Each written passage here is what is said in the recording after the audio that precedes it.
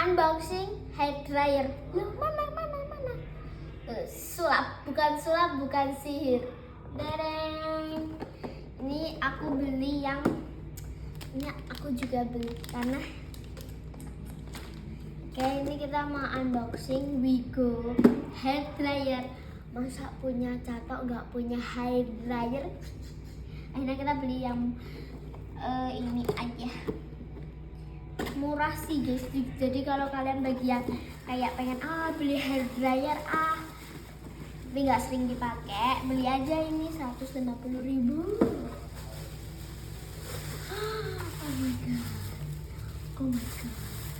Tunggu guys, ini harus hati-hati ya.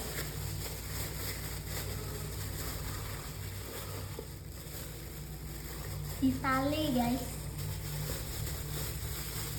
Tadi pas di toko udah sempet dicek sih guys.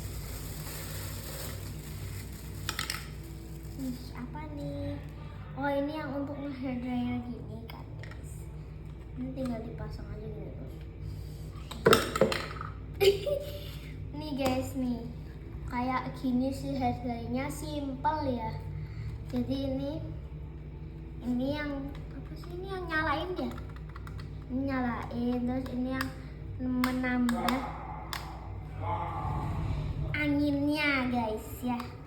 Jadi buat kalian ini udah ada petunjuk pemakaiannya, jadi kalian nggak usah kayak